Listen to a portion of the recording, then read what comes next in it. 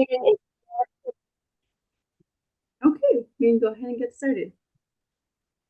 Good morning, everyone, to our Texas Prevention Network meeting for October. We're so excited to have everybody here. We have such amazing guests today. I'm so excited. So let's go ahead and get started. If anybody is new here, once again, as a reminder, my name is Sahuaita Rualcaba. I am our Partner Engagement Manager, as well as I am the one who facilitates our Texas Prevention Network. I'm so excited everyone who could join us today. Before we continue with, as we always go on, I do want to make a special announcement. We're so excited with PIP coming up in November. We will be having a Texas Prevention Network social in person. So we are jumping off of Zoom and heading up to Austin, and we will be in person. We are inviting all of our Texas Prevention Network members or anyone who will be attending PIP in November to come and join us at Juliet's Italian Kitchen in Austin. We will be releasing an email with all the formal information, all the registration information for you to have on there for you. But it is going to be on Wednesday, November 19th from 5 to 7 p.m. It's an opportunity to come in, say hi, connect with one another. Maybe there's a TPN member that you've never seen in person. This is the opportunity you can connect with. And again, this is an opportunity for you to ask questions, gain insight, explore how your voice shapes community decisions. And we want to see everyone out there and join us at Juliet's and have some awesome conversations. Next thing I have to announce is we will be releasing our 2025 Texas Prevention Network survey. An awesome thing about this is that if you fill out this survey, you will be put in a raffle for a $100 gift card, which is amazing. So for this survey, we hope that everybody has been gaining valuable information from our meetings, getting good connections and learning so much more that will help your programs, that help your communities. So looking forward to 2026, we want your output and what can help us better our Texas Prevention Network and a better way to serve you guys, because that's what we are here for. Sorry, I'm out of breath. So helping us design a meaningful calendar moving forward after our December meeting, we do want your insight and how we can grow and get better for our third year. So we will be releasing both emails and links. They will be dropped on our chat, but we're releasing those after today. They will be released for you to complete the survey and register for our event that we will be having in person.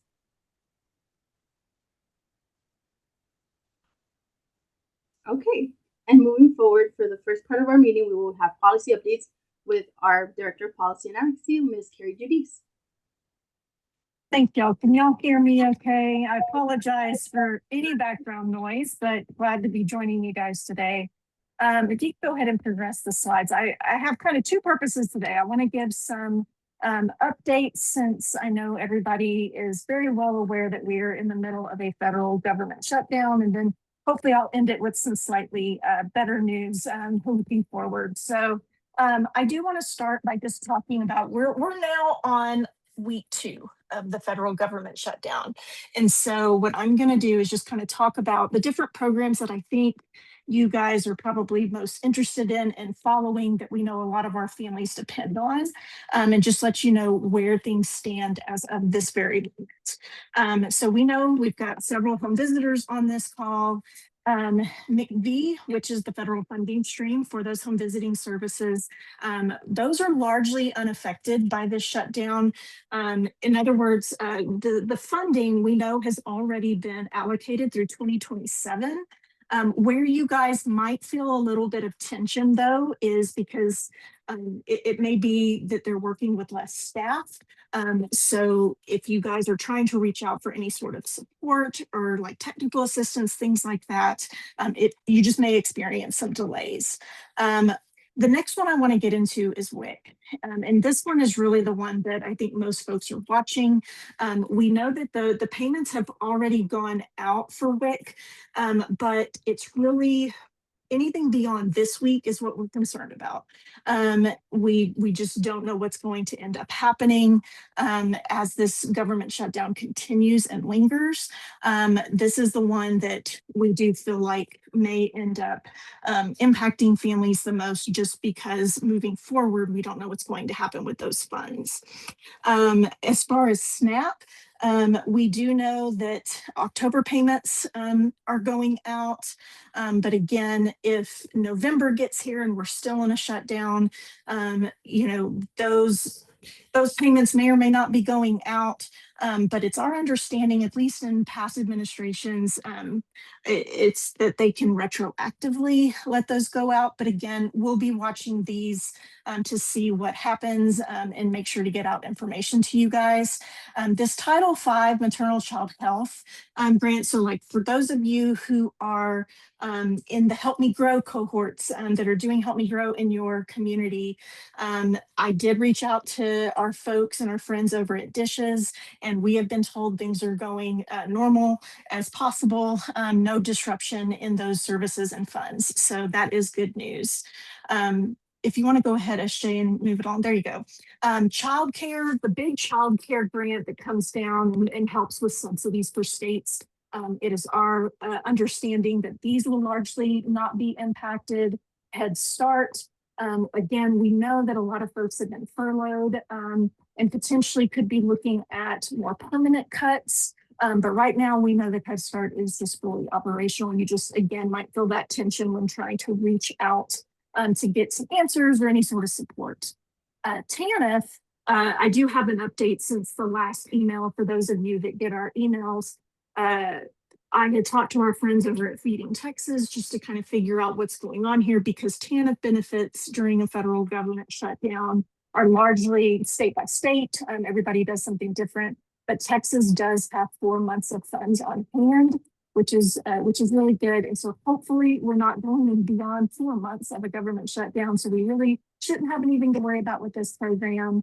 And then the last two here, obviously Medicaid. That is something that is continuing in funding and payments and things, so not impacted in anything with social services block grant. So again, you're kind of picking up a theme that the longer this goes on, that's when we're really not sure what will end up happening. But again, please stay tuned with us. We will be getting out updates as quickly as we can. And I'm thinking probably sometime this week, we might have some more ideas about if anything else is going to be impacted. All right. Now I do want to follow up with something a little bit more fun here. I know for those of you that have been at our community convenings, normally when I'm talking about the federal shutdown, we all take a deep breath together because we just know that there's a lot going on. But as SJ talked about earlier, during the PIP conference that week, we know several of you will be in Austin, and we would love to have you guys join us on that Wednesday. But I want to give some more updates as to what you can expect. I'm really excited because not only do we get to hang out with you guys that get to come, but we will also be having table conversations.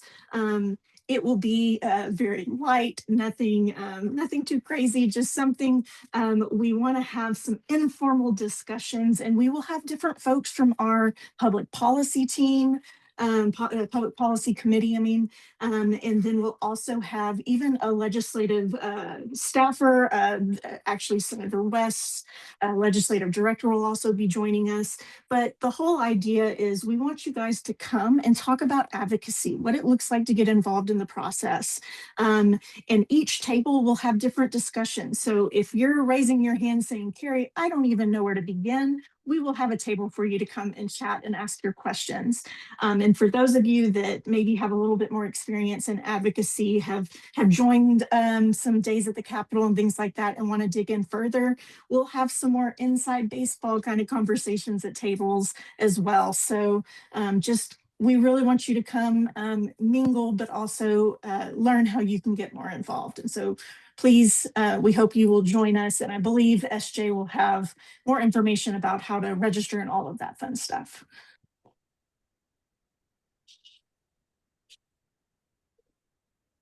Okay, thank you, Carrie, for your updates. So I'm moving to the next part of our meeting. So I'm very, very excited that for today's learning session, we have Dr. Monica Oxford, a research professor in child, family, and population health nursing at the University of Washington and the executive director of the Barnard Center for Infant Mental Health and Development. Her research focuses on early parenting and child developmental outcomes for vulnerable families living in challenging environments. Dr. Oxford will provide a talk on the importance of safe and secure relationships in the earliest years of life, talk about how early positive parenting relationships shape a child's social and emotional health. She will also briefly share about the Promoting First Relationships program, which utilizes a strength-based and video-based feedback approach to support parent-child relationships. I will pass it on over to you, Dr. Oxford. Thank you. Well, it's so nice to be here and see all the different folks represented in the chat. Can everybody hear me okay? Okay, great.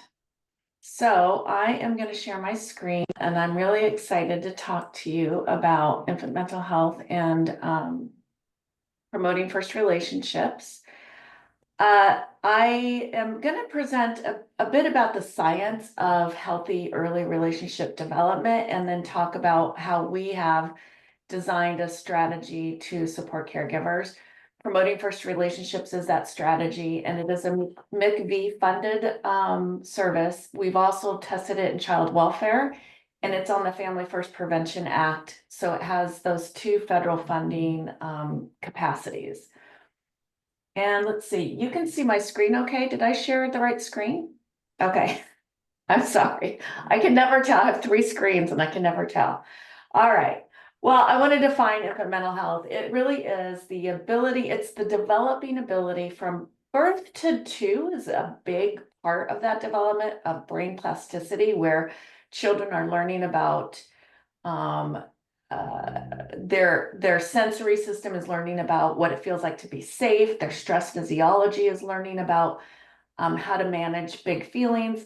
It's really a birth to 5 process, and actually it's a lifelong process, but developmentally, those first couple years of life are really critical.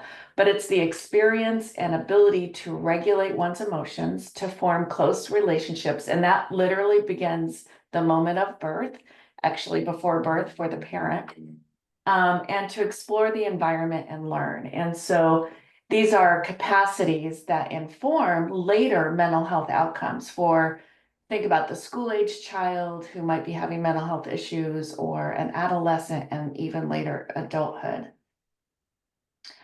And the science is, we know that from birth, children are hardwired to send communication cues to their caregiver, and the cry and the reach, and those are communication cues that are upfront hardwired.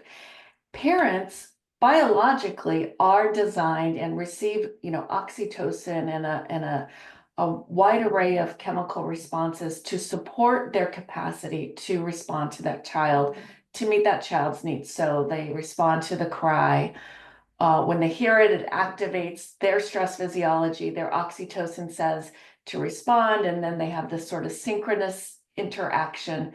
We use terms like serve and return, contingency, attunement, all of those.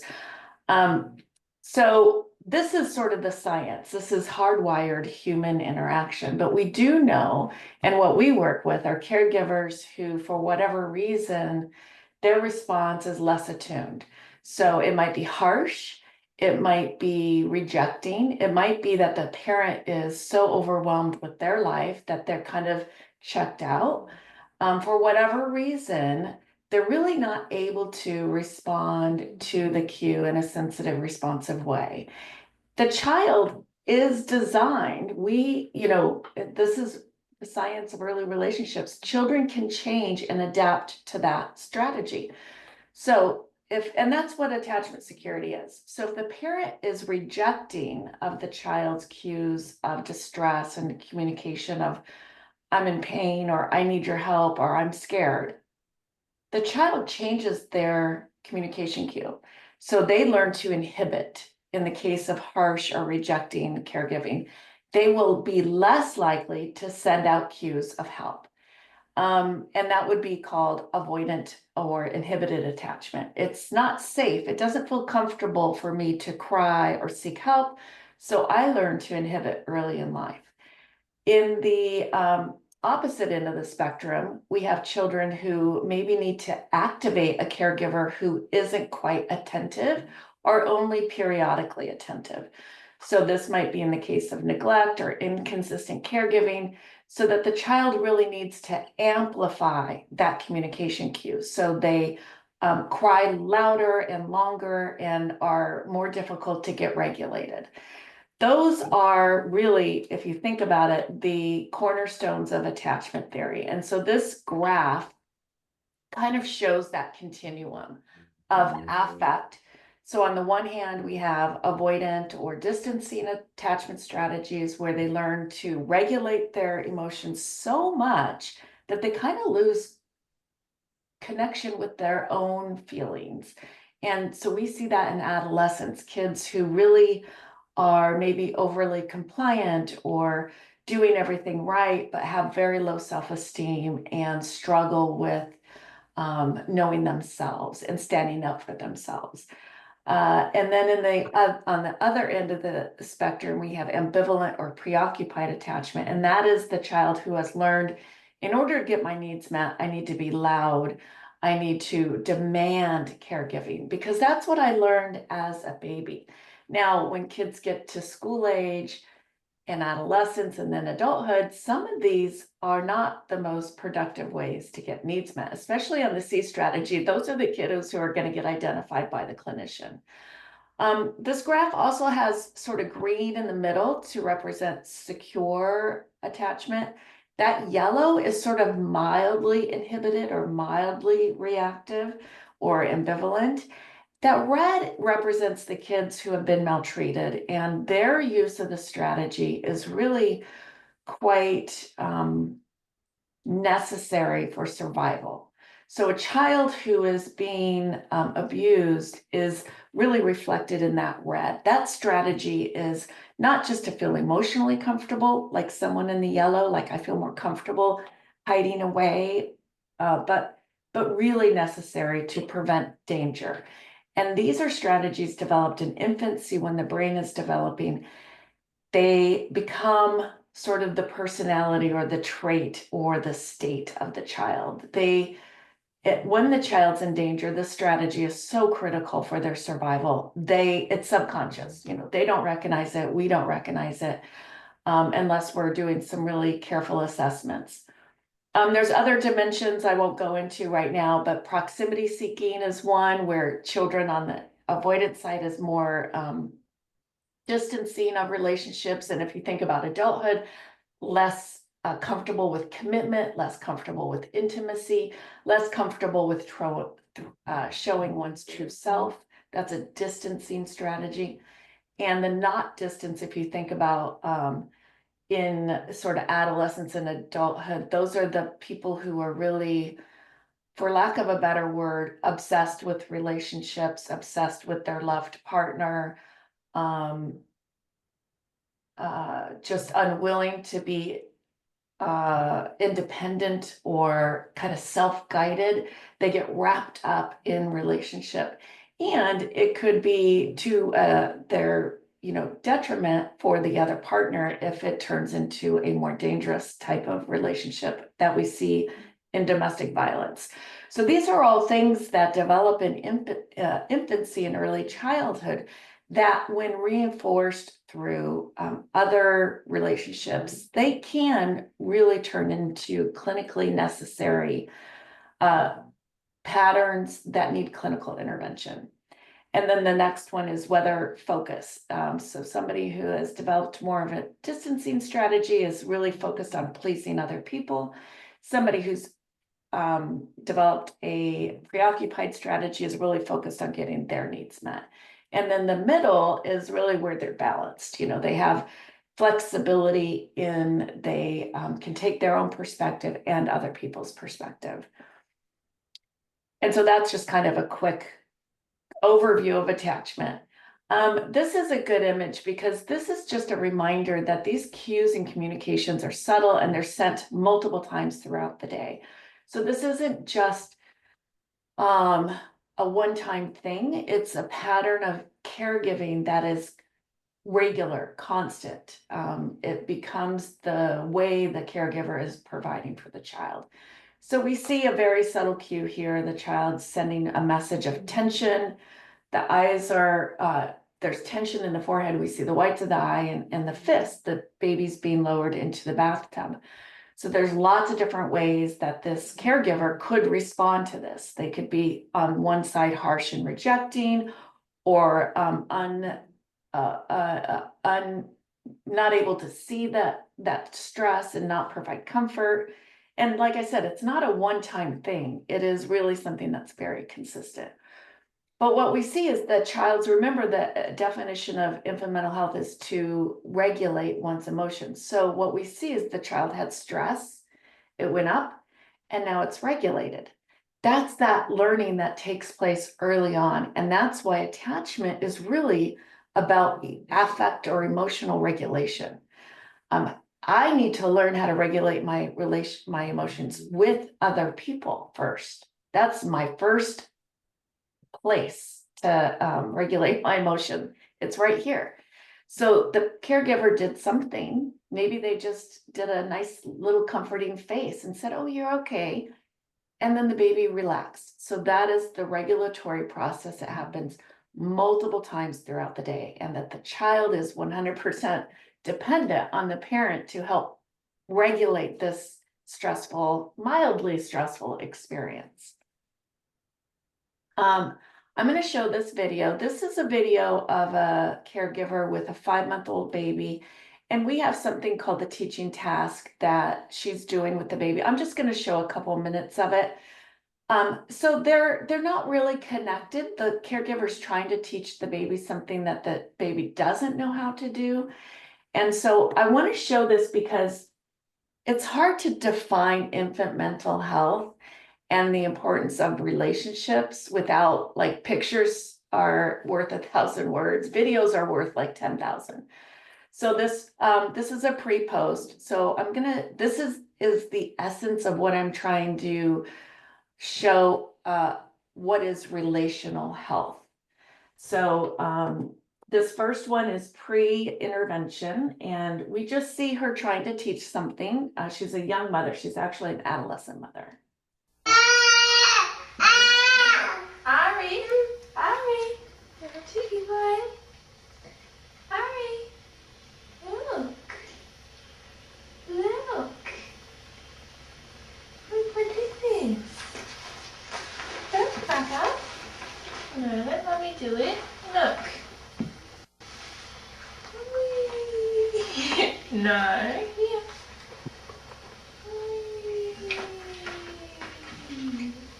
Again? Again?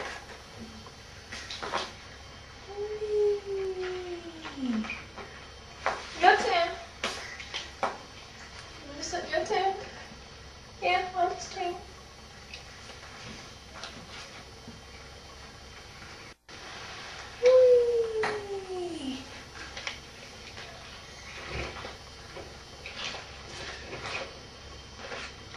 You're just trying to get it, aren't you?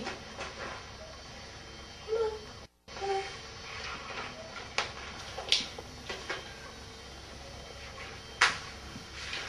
Yeah. No. Yeah. No, come on. Okay, I'm going to pause it there. So as the dyad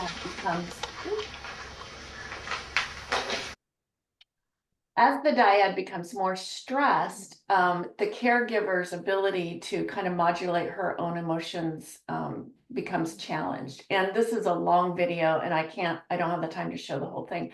But she starts off, she's using great sing-songy voice. She's showing her baby how to do this. But what we don't see is a relational connection between the two. So we call that contingency. We don't see a lot of serve and return. They're almost interacting separately around this task. And you'll see what I mean with the second video, because what you see in the second video is that relational connection. There's still a task, but now there's this sort of emotional connection between the two. And so she does some lovely things there, but what we're really missing is that relational health piece. So I'm going to go to the next slide. And now you're going to see she's learning about her baby's needs and what 5-month-olds are capable of. She's been screened for depression, and she does have postpartum depression, so she's getting some support around that. She's learning about baby communication cues, what we call baby cues. It's one of our programs, and getting some support. So let's take a look at this video. Look at them. Look. We've got a book. Look at the book, Daddy. Have a look.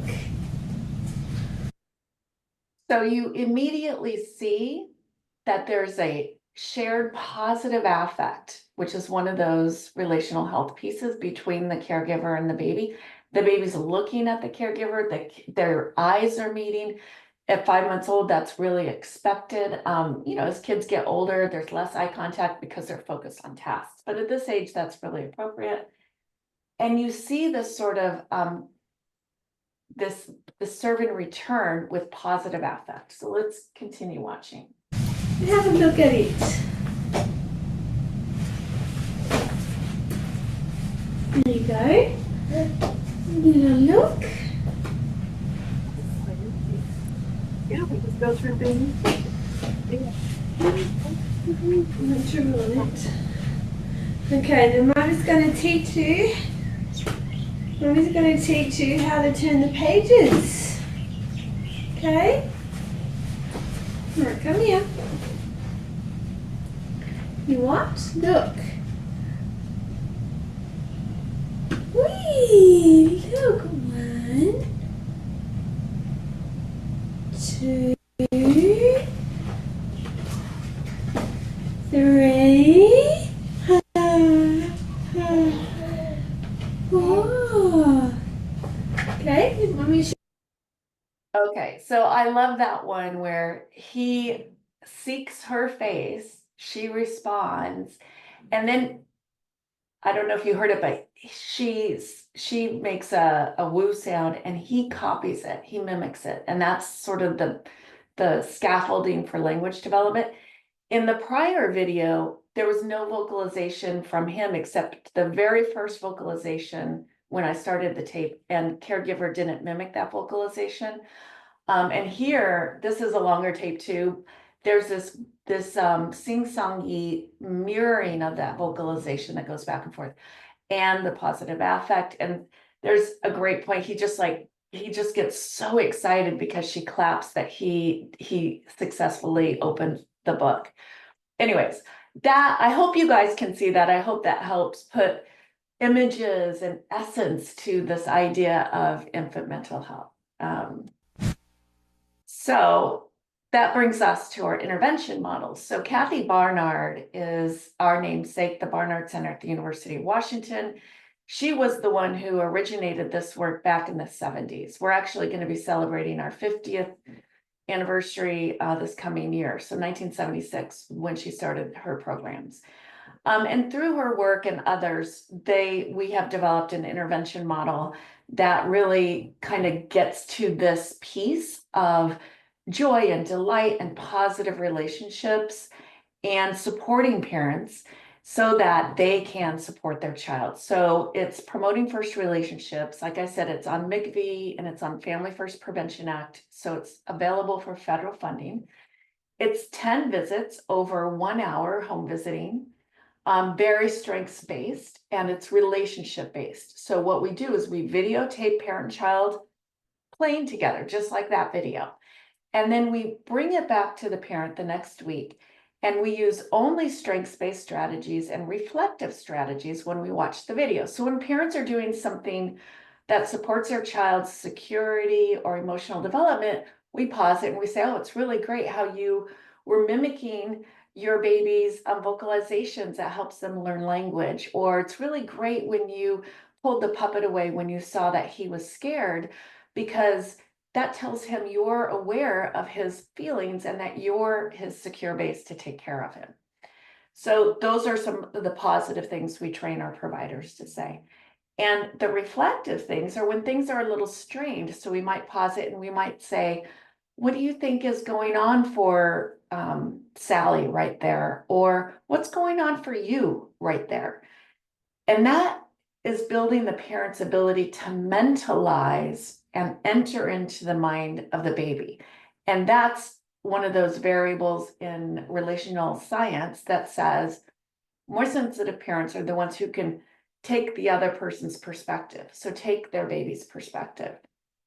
Parents who grew up without their perspective being taken don't naturally know how to do this. And so it's practice, right? We practice over these 10 sessions on perspective taking and identifying their own feelings, which is fair. Like sometimes this is really hard for me as a parent.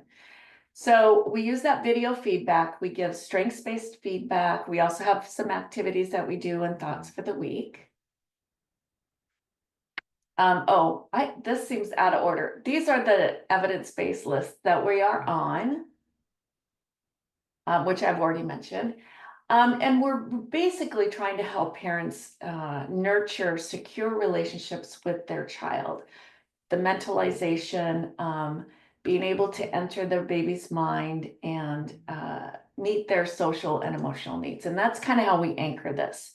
We train on these 4 strategies, which are a part of our fidelity measure, which is joining, which is building that rapport, increasing reflections, so asking the parent open-ended questions.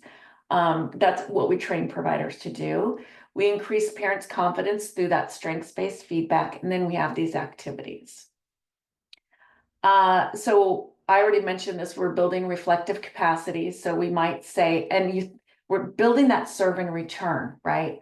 So we might say, what do you think Leo was needing when he arched his back? So we're linking the cue, the nonverbal cue, to what his need is in that moment.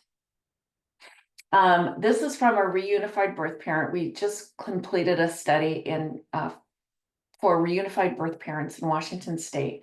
And I love what this parent said. She said, PFR helped me understand my son's cues and needs.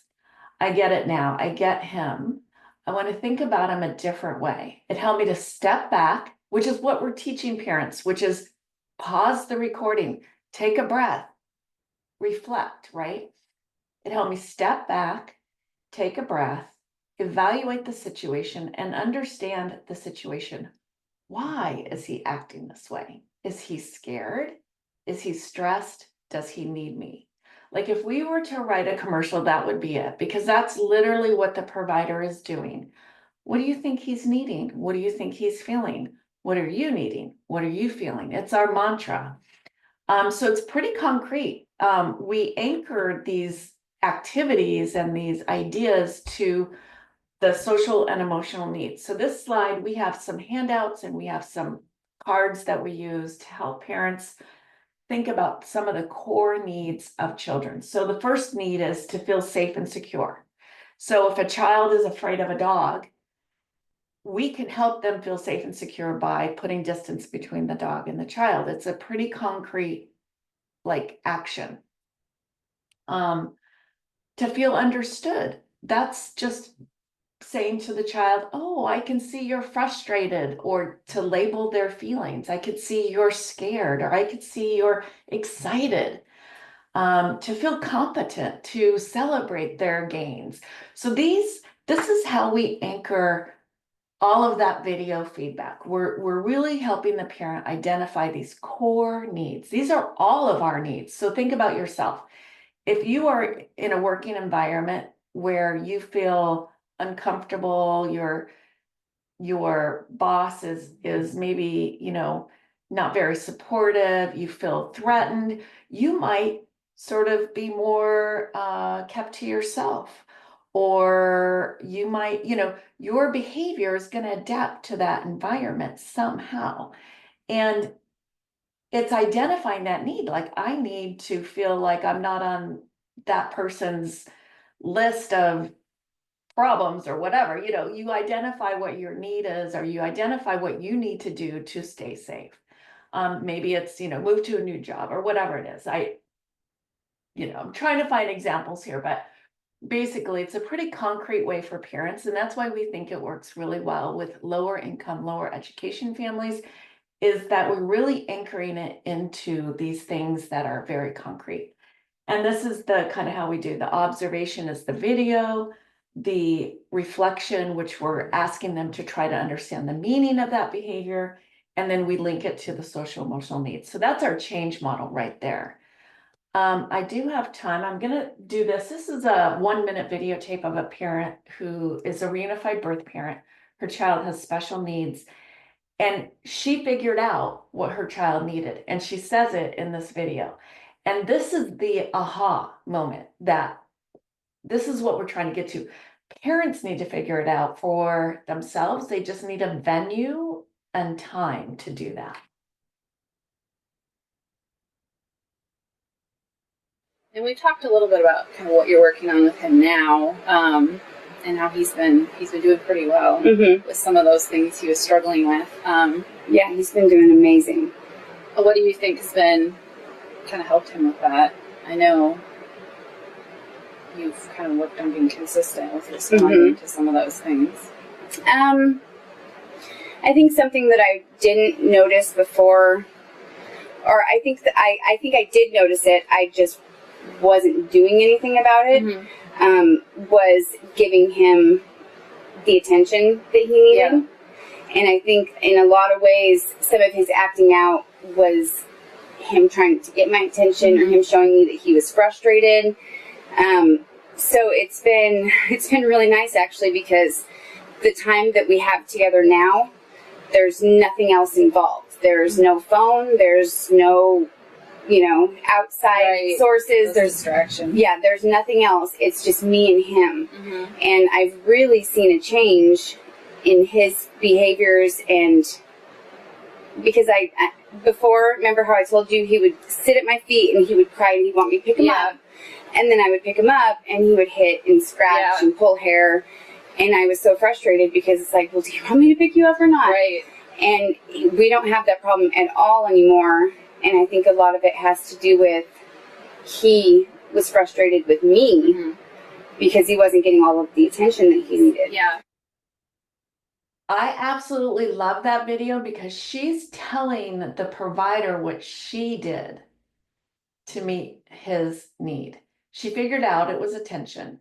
And what she describes him wanting to be picked up and then being angry, that is potentially a child, and I can't say it without assessment, on the way to a C strategy, a lot of negative affect to keep the caregiver close.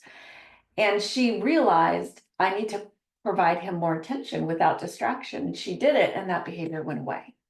So that's this really beautiful way to kind of scaffold for parents an opportunity to, figure out and understand their child, which is what that other quote shared.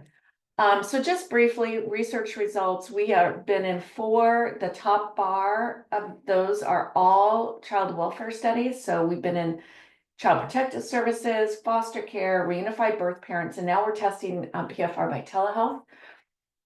We've had 2 tribal studies. These are all randomized clinical trials. Moms and Babies was in Spanish and English, and that was with newborn babies with parents with mental health diagnosis during pregnancy, so postpartum mood disorder folks. And then we're doing another one in a pediatric clinic that's in the field right now. Of all of our completed studies have shown that we improve parent sensitivity, statistically improve parent sensitivity. So that's an observation measure. We videotape them and we have somebody else code it who doesn't know if they are treatment or control condition. All of our studies across all these very different populations, because we're not teaching them abstract things about parenting, they're really learning how to figure out their child. So they just become more sensitive in the process. In all of our studies, we improve parent knowledge of child social emotional development. Across some of the studies, the statistical effect on child behavior problems was not significant, but in most of the studies, we improved child externalizing behavior. So that's kind of aggressive behavior. We improved child's emotional development. We have 2 studies on child stress physiology, cortisol and respiratory sinus arrhythmia. We improve statistically. We improve sleep. And we prevent entry into foster care if you provide this to CPS involved families. And if you provide it to foster parents or kin caregivers, it reduces the number of caregiver changes that child will experience for 2 years post intervention. So it builds the relationship. And we think for the child welfare piece is that foster parent or kin caregiver kind of like goes, oh, I'm important to this child. I think I'll stick it out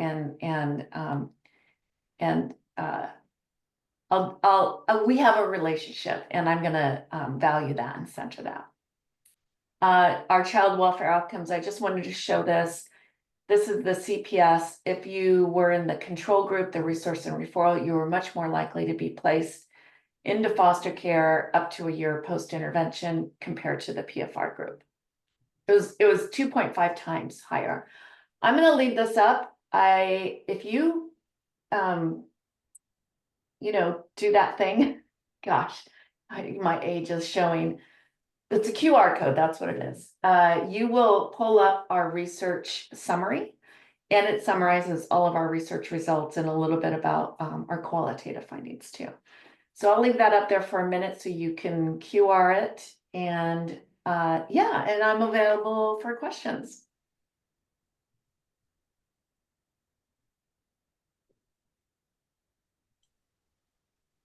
And I'm happy to send out this if it doesn't work for you, and I will put my email in the chat if anybody wants to contact me.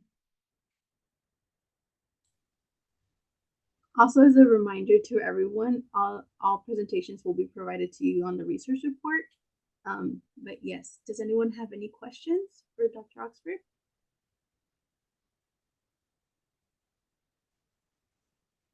Okay. Dr. Oxford, thank you so much for being our learning session for today and talking to us about the importance of safe and secure relationships in children at a young age and how they are very beneficial and they make a huge impact. So thank you so much. Yes, thank you, and lovely to be invited. I appreciate it. Bye-bye. Bye-bye. Up next, for today's Agency Spotlight, we are featuring Parent as Teachers of Rural South Central Texas, presented by Development Director Mr. Josue Rivas. Through his close collaboration with community members, Josue ensures that the benefits and resources offered by PAT are accessible to all who need them. His passion for community outreach drives him and his organization to create meaningful connections and partnerships that further the organization's missions. We're excited to highlight an organization that is making a meaningful impact for families in Fayette and Colorado counties. And I'm going to switch over to your presentation. Thank you. Can everybody hear me well? Just want to make sure before I start talking that's on mute or something. Oh, wait, well, I don't have to introduce myself. Thank you for introducing me. I am the development director for Parents as Teachers of Rural South Central Texas. We are located, I'm not sure if anybody can kind of place us, but we serve Fayette in Colorado County. We're located in Weimar. We work, in Schulenburg. If anybody knows CC Top, we're close to their song, LaGrange, so we're really close to LaGrange, Texas. So we work with all the families here in the community nearby. And appreciate Texas Tech for inviting us to be able to present what we do as an organization here in the community. We are basically a rural area, so a little bit of it has to be kind of reaching out to our community members, a lot of different partnerships. So just kind of being able to work together and be able to help these families in any need they possibly can. So just kind of some history in regards to Parents as Teachers of Rural South Central Texas. So we've been in the community for about 23 years. It first was started basically under the Stansel Family Foundation. So it was just basically a really no-time private foundation here in Schulenburg, Texas. And just recently we've had kind of migrated over to become our own nonprofit organization. So that's why we have the name change, the Parents as Teachers Rural South Central Texas. We just became a program that offered quite many services and just being able to do a lot more different outreach and more for the community as we are in the rural area. So yeah, so we serve Fayette and Colorado counties. We can go to the next slide.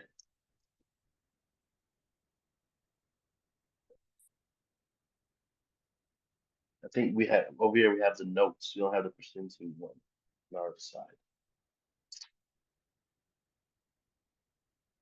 But as we get that worked on, so we are home visiting, as you know, and many of you already know about Parents as Teachers. So we are a Blue Ribbon affiliate. We are a home visiting program. And so, you know, this work cannot be done with basically the staff we have. And that's the reason with of our growth and how much the program has expanded.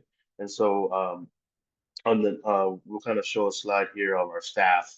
That way y'all can get to know our educators, and then also our our secretary director. She's actually here, and I'm not gonna put her on the spot because she started. So you know, Kristen McBride, she's our new executive director. A lot of knowledge. She comes with a lot of knowledge to be able to add to our program, and so we're excited to have her. And just with that too, since our program has grown as well, we also have hired a data entry specialist. So there's so much that you know that we're growing that you know data is so important to be able to further the program and to understand which areas we're impacting and which area we need to be able to kind of put a little bit more work into it. I'm not sure if you can go to the meet the staff. It's not showing us. We don't have Yes, percentage note on this. I'm side messaging SJ. I think we're having a little bit of technical difficulty. Do you mind if we stop sharing the screen for a second so we can make it the big Yeah. one? Thank you for your patience. I'm so sorry about Yes, this. that's fine. And so as we're waiting on that, so we have a total of 11 staff members, and so we're so proud, and basically we're happy to have a great team that works with all this. And so we do have two part-time parent educators, and then we also have basically there's I'm a development director, and then we have a program director, Karen Hoskins. So she kind of basically all works alongside the program and our educators. I'm more of the person that presents, and then I'm able to go out to the community. And as a nonprofit, also, you know, we need more funding, and so I'm out there talking to the community and kind of making those partnerships. And we have an annual fundraiser that we do. So as the screen shows, those are our great team that we have that just makes the program just great. We all can't, we won't be able to do it without our parent educators, basically the hands and feet of the organization, and able to meet with his families and just kind of do the great work that they do. Each of them bring a special piece, important piece to this program. And so one of the things that we kind of want to share that we've done within our program is being able to use their strengths. So we started to whichever strength, because sometimes in the program, once you become an educator, you might not be able to grow much out of that role. So we want to kind of venture out and for them to expand their role. So right now we have done so Dallas Garza, she is our parent educator, but she's also our behavior specialist. So basically in order to be able to just kind of expand what they do and to also offer more, just because we're in a rural area, what we're doing is being able to just kind of certify the educators to something that they really really enjoy doing beside the home visiting, but being able to also offer that to our families. So we do have a behavior specialist to where our educators know that they can reach out to her, and if there's any family that are having any behavioral issues or concerns, because she is a registered behavior therapist, or tech, sorry, but we really can't call her that. So we basically call her behavior specialist, that she works with us as well. You see we have our learning playroom structured as well, so we always have that. So just to be able to get to the families. Next slide, please.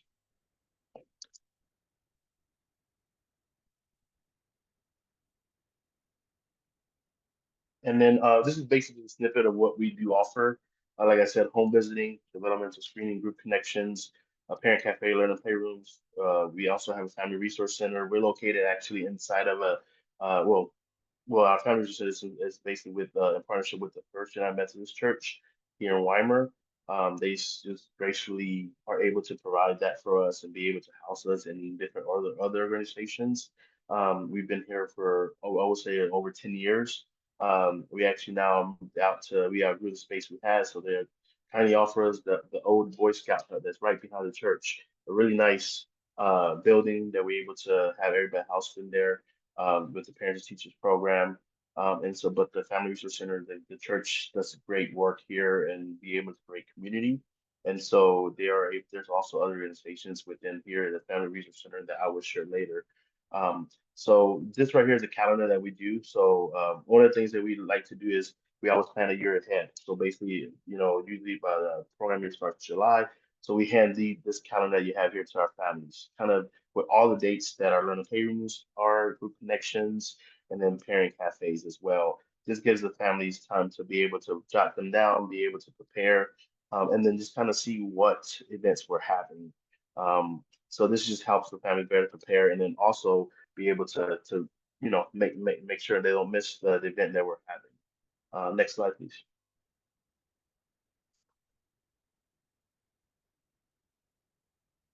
And then this is also our annual performance report.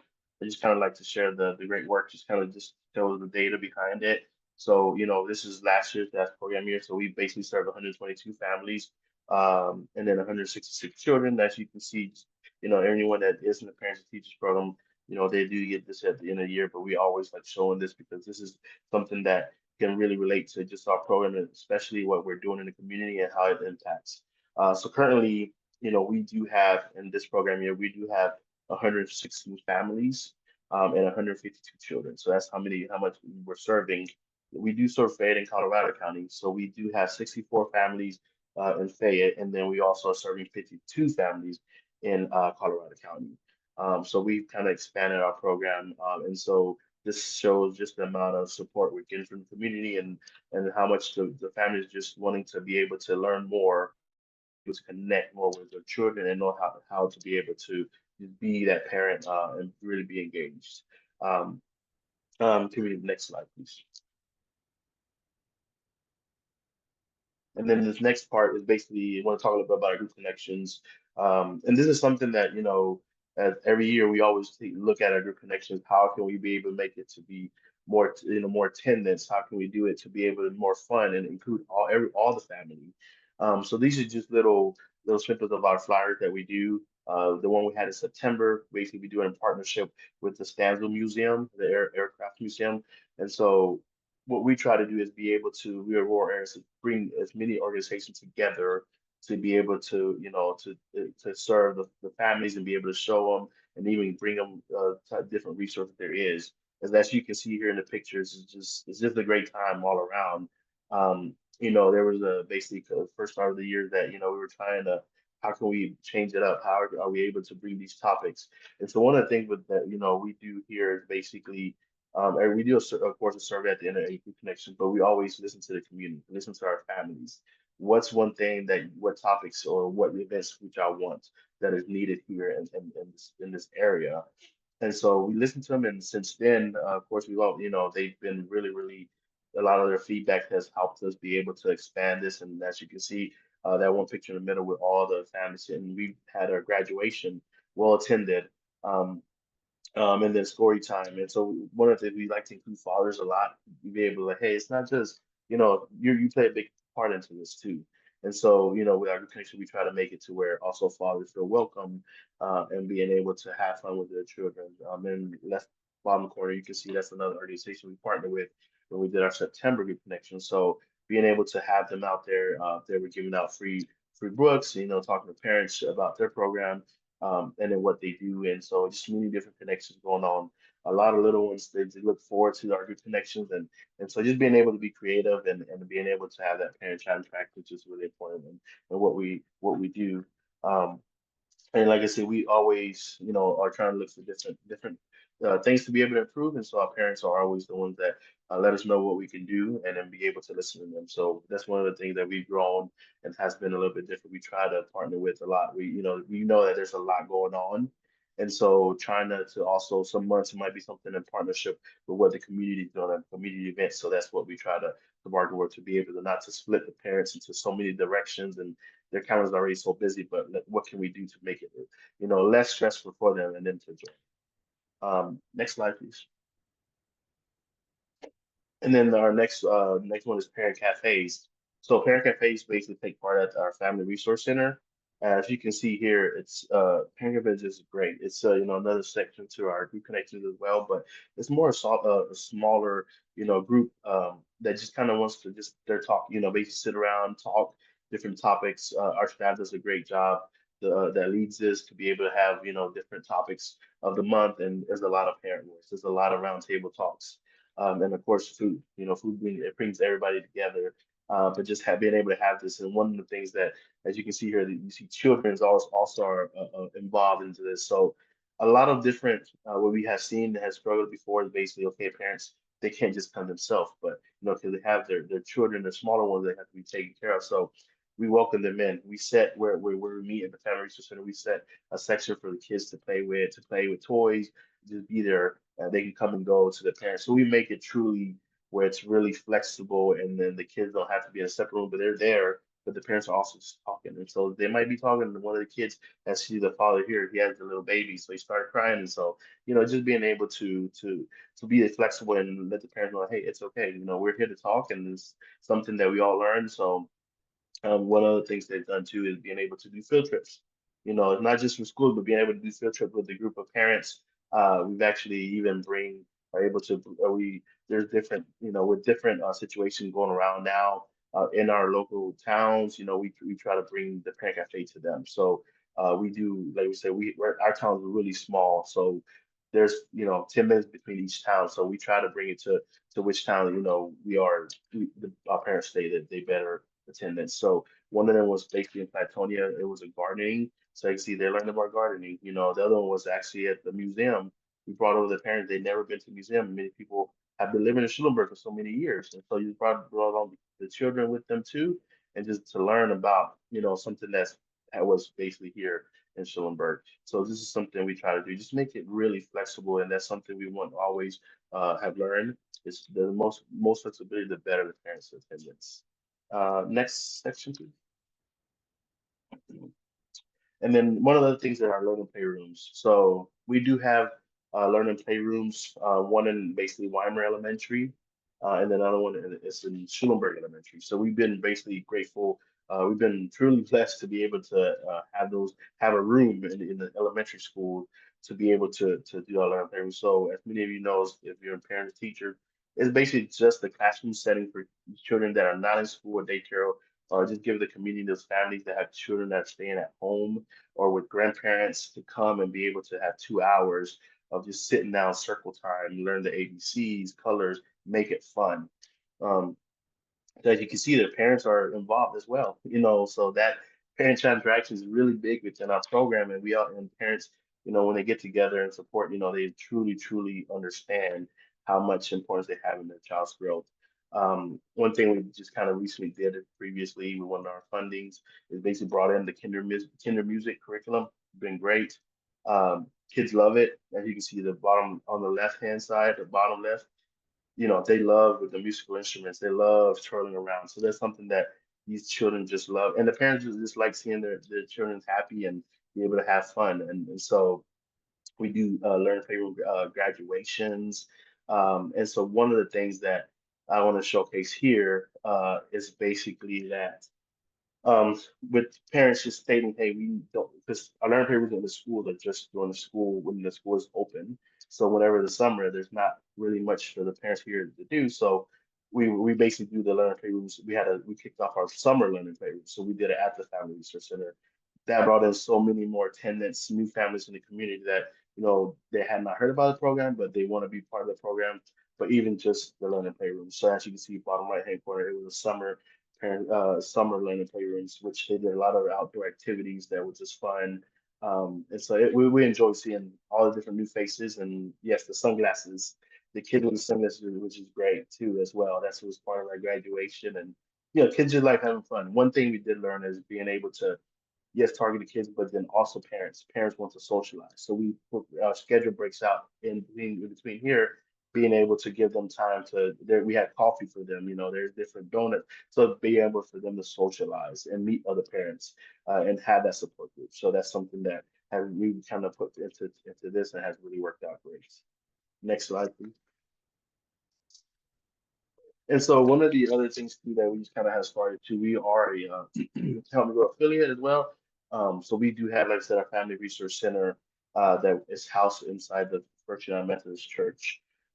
We do have our centralized access point. We do use Find Help to be able to better support our families. This is open up, of course, to the community.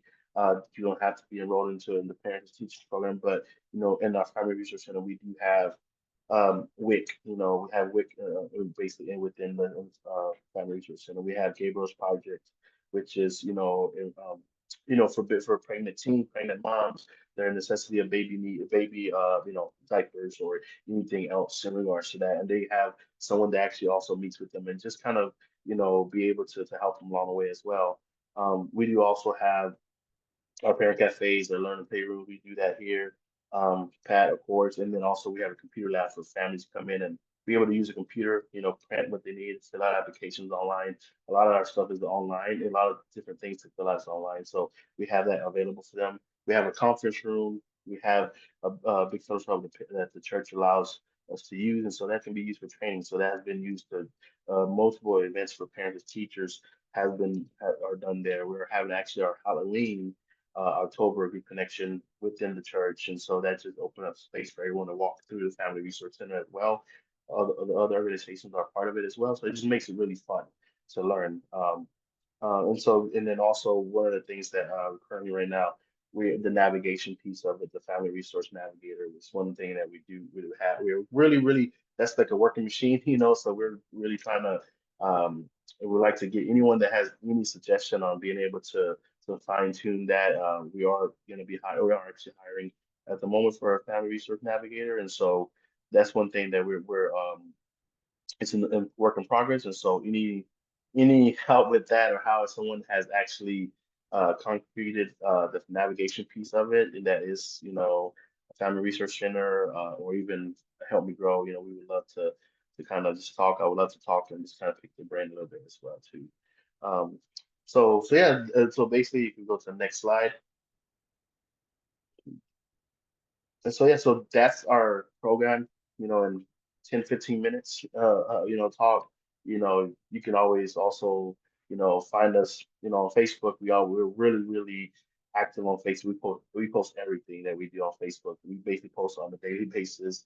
We like to showcase what we do and what our families are see how they respond to our everything. And so yeah, if you have any questions, for sure, please, feel free to reach out to me. And I'll leave my email here, or any question that you'd like to ask. So. Josue, I had a question. Oh, sorry. Go ahead. I was just going to ask how, what challenges, Schulenburg's just been doing such great early childhood work for so long, but you're in a rural community. And so was wondering what challenges you think are unique that your families are facing in rural communities, and how you work to address those. So basically a lot of challenges is, as we know, some of it is basically being able to our family.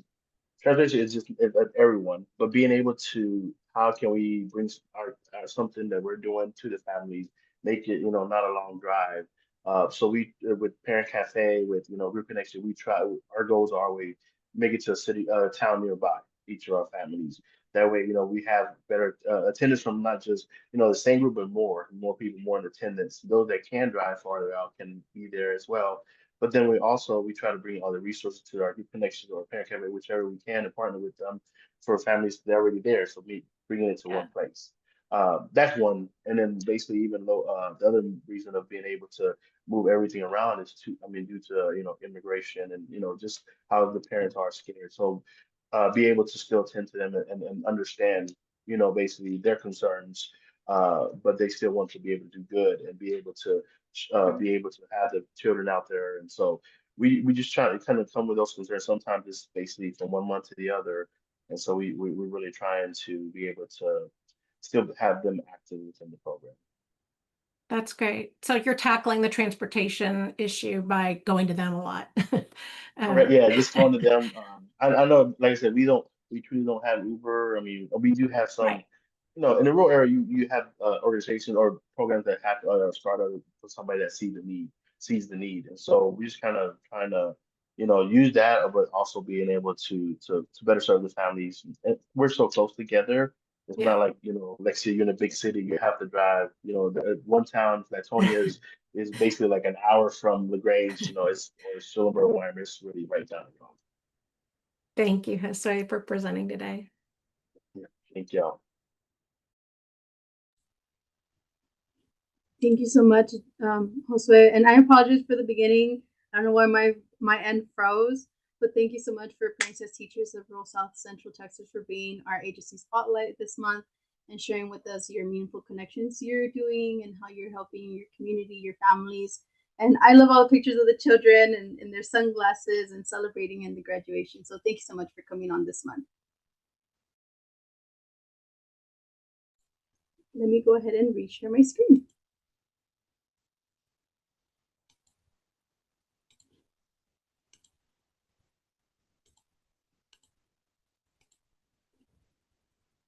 Okay, can everybody see my screen now?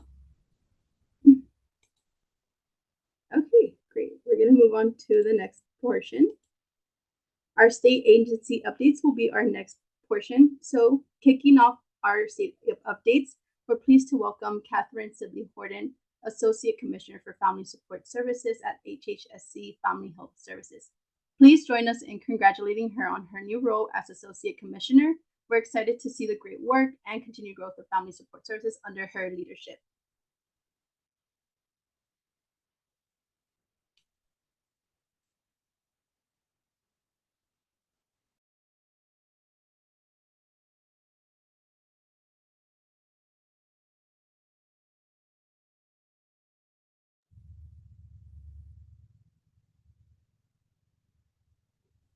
Did we lose Catherine? Let me double check. She was on here just a few minutes ago, There but we now go. I don't She's see her. joining So the meeting. I just let her in. Okay. She was might have here. lost us. Yeah, I knew she was here.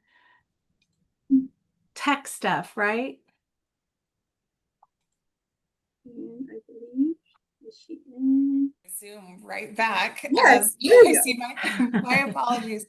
Zoom and my computer are not agreeing very much right now. So I don't know what I just missed, but I just wanted to be able to come on and first say I've just joined in as our Associate Commissioner for Family Support Services. Not a stranger to the world, so which makes me very excited to be able to help continue the good work here at Family Support Services. So longtime employee, both with DFPS prior and with PEI.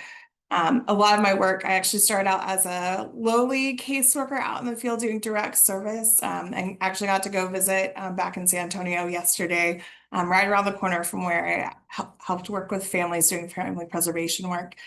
And then have since had a variety of lands, really looking at data and evaluation. How do you help tell the story of what it means to really have a family-centered program and service array across agencies?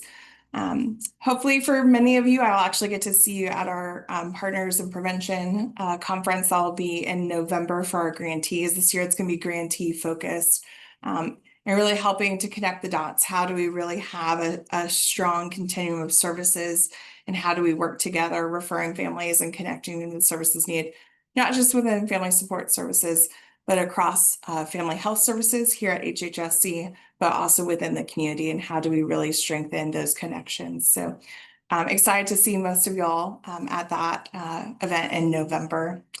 I think a couple of other things, just make sure that I think for everyone signed up for our emails and newsletters, but also that way, if you ever have a question or need any support, whether it's from our staff or from me directly, just know I really appreciate being able to hear directly from folks about what's working, what are places we can improve on, and being able to also tell the story of what it looks like for the services you're providing directly to families in your communities. It was so nice to be on earlier and being able to hear about some of the great work happening, and just being able to help connect that to start talking more and more about the work that you're actually doing directly in your own community and directly with families as well. All right, that's my quick update for right now. Didn't know if there were other questions or other thoughts that folks had. Does We're all anyone just have any? excited for you, Catherine. Yes. Thank you so much for coming on today and giving us some of your time and introducing yourself to our Text Prevention Network. We wish you the very best in your new role and nothing but success for Family Support Services under your leadership. Well, great. Thanks. I'm so excited to partner across with both here with Text for Text, but across all of these different grantees that are on, and especially within this roundtable, just the good work that you're doing out there. Thank you.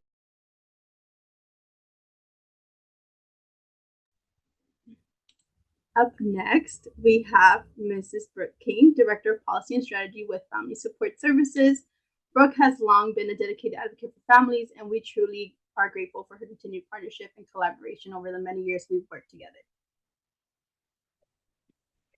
Hey y'all, I'm so excited to see so many people on the call today. I don't have a lot of additional updates outside of what Catherine said. I know we're all excited to have her on board and have our leader in place to kind of continue guiding our work. I know Catherine's excited and she's been a great help already. So if you guys haven't had the opportunity to connect with her or chat with her in this new role, I highly encourage you to do so. I also just wanted to let you guys know for our grantees that are on the call, we just added like 20 additional rooms to the Renaissance for Monday. So if you weren't able to get a hotel room at the Renaissance, or you were somewhere else Monday and we're moving over on Tuesday, first come, first serve, go. No, I'm just kidding. But there's a few rooms added on. So I just wanted to make sure you all had that information. And just to reiterate to our grantees again, we have opened up registration to allow you to send additional folks outside of your codes that you were initially awarded. So I just wanted to make sure you had that on your radars. If you have any additional questions, please do not hesitate to reach out to me, Catherine as well. And then I just want to make sure that you all, our grantees, are signed up for our newsletter that comes out every Monday. That's where we're pushing content and updates. This week's will be coming out today because of the holiday that some people had yesterday. So anyway, we're just slightly behind on that one. But I think that's my big kind of wrap up. We are in full swing for PIP. We are so excited. I think every year I'm like, this is the best one. I don't know how we're going to top it. But I'm really excited. I'm really excited for this year. I'm really excited to see all of you in person. I think that is the one thing that keeps me going through the year, is just to get to see all of you and connect and really see the impact of the work we're doing, because we can't do it without you. So thank you guys. Can't wait to see you. Thank you so much, Ms. Brooke and Catherine, for coming on here with Text Prevention Network and all of our members here and talking to them today. We were excited to have you today. Okay, let's move on to the next one. Okay, our upcoming meeting date is going to be December 9th, 2025. It's going to be, this one still is going to be in Zoom. So if anyone does not have the meeting invite. Hey, SJ? Yes. You sound like a phone call from the 1980s. Oh. There's a lot of static. Do you want me to just roll this one out or end this for you? I'm so sorry. Yes, absolutely. Also, I think I dated myself on the reference to the 1980s. I'm so sorry. Yes, you're fine. Okay, so first network update, we will be getting SJ a better microphone. Then our final meeting of the year will be December 9th. This one will be virtual. So again, we look forward to finishing strong. And if you're asking, what about 2026?